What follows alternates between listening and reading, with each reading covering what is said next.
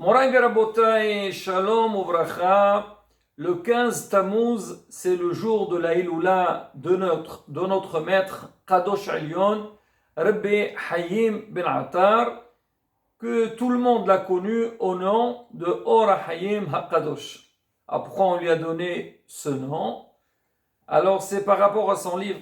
Il a écrit un livre sur la Torah, un livre amour profond, mais Baruch Hashem, il est à la portée de tout le monde. Tout le monde peut étudier dedans. Et donc, on l'a appelé, on l'appelle aujourd'hui, tout le monde l'appelle avec, comme on connaît, Mishnah Brura. Mishnah Brura, c'est pas son nom, c'est Rabbi Israël Cohen. Alors, et vu qu'il a sorti ce livre-là de Mishnah Brura, donc il a été appelé sur son nom-là.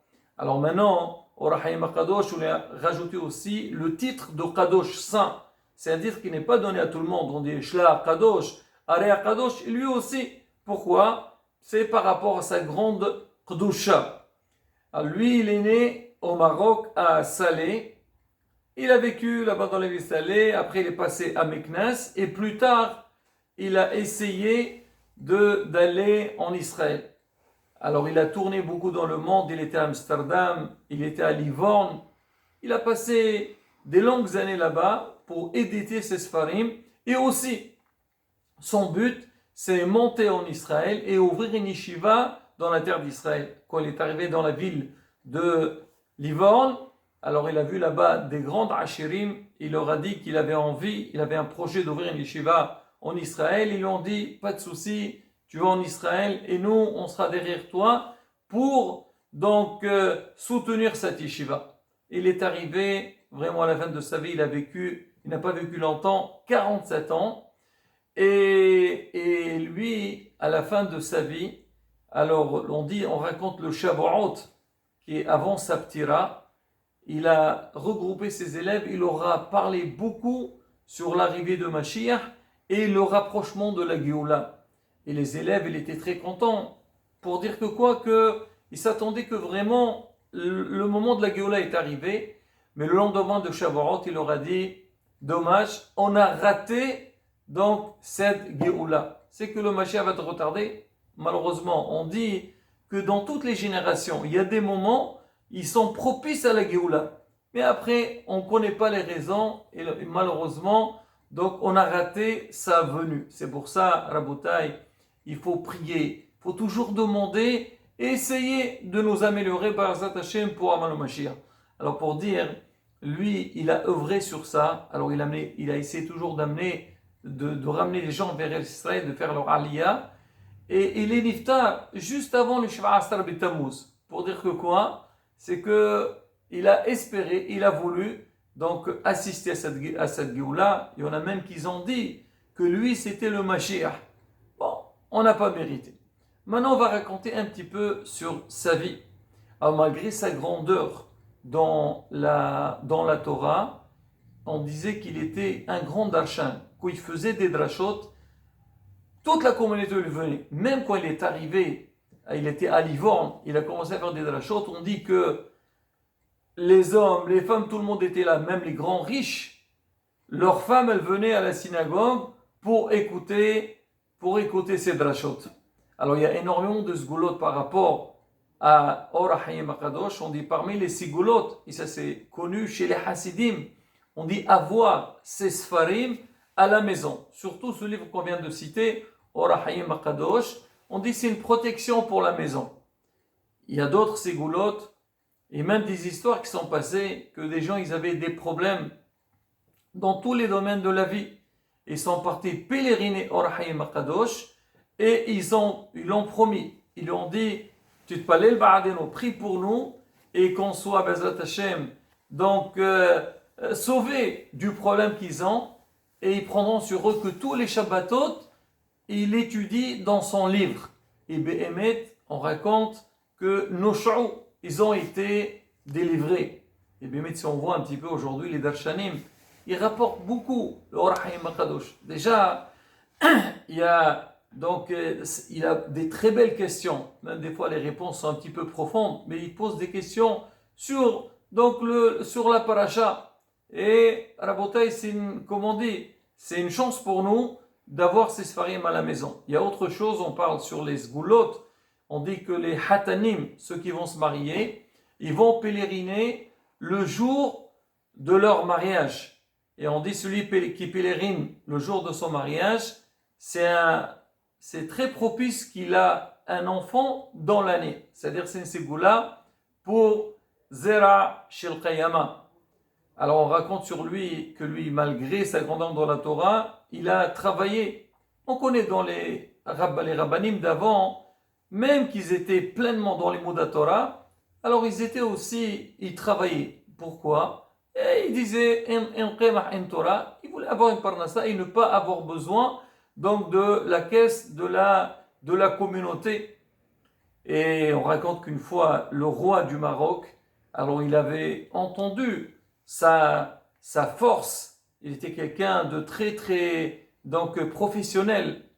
Il y en a qui disent qu'il était dans la broderie, et on dit qu'il était donc cordonnier. En tous les cas, il a demandé, il lui a dit qu'il avait besoin qu'il lui prépare donc des habits pour la famille, il avait le mariage de sa fille, et lui, le Rahman Maqadouche, lui a dit, je ne peux pas t'assurer tout ce que tu demandes parce que moi je travaille, je gagne par rapport à ce que j'ai besoin. Une fois que j'ai plus rien, je travaille.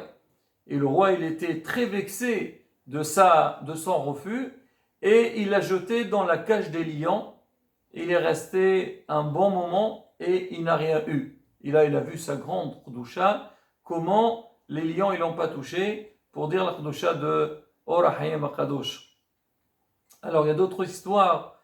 On dit qu'une fois, il s'est égaré dans une grande forêt. Et pendant des heures et des heures, il a commencé à chercher l'issue pour sortir, et il n'a pas trouvé. Et à un moment donné, il a regardé de loin, il y avait une maison qui était allumée. Il est parti vers cette maison-là, et donc il a pu se reposer, et en fait c'était la maison des brigands.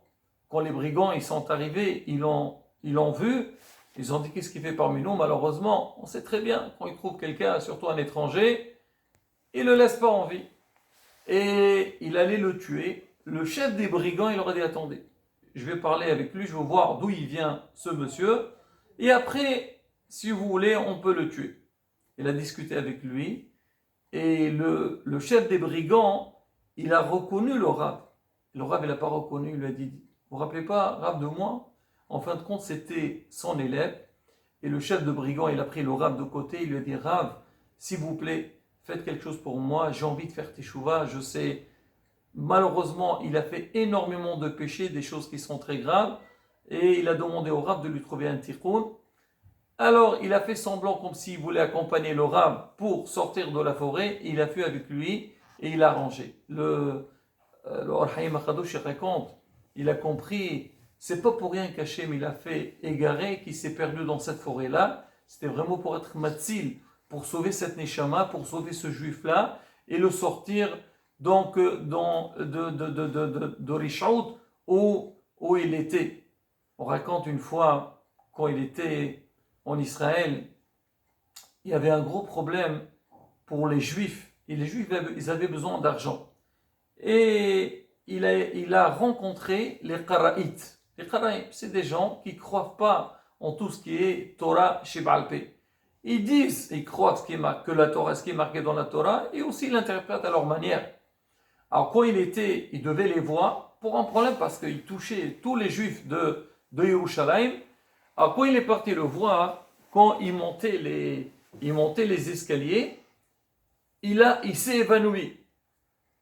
Alors quand il s'est réveillé, il a dit, il doit y avoir quelque chose ici qui n'est pas normal. Il a demandé à ses élèves de vérifier qu'est-ce qu'il y avait sous les escaliers. Ils ont vérifié, ils ont trouvé là-bas les Sfarim du Rambam. Ces Qaraïtes là, alors eux, dans l'histoire, il y avait beaucoup de problèmes entre les Qaraïtes avec le Rambam. Ils ont pris tous les Sfarim du Rambam, ils les ont cachés, donc les ont jetés sous les escaliers pour mépriser le Rambam.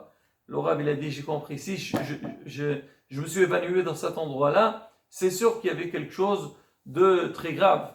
Alors, on raconte sur lui, une fois la veille de Pessah, il était très dérangé, il n'y avait pas d'invité. Il lui dit comment? Ce soir, je vais faire la Gadash le Pesach.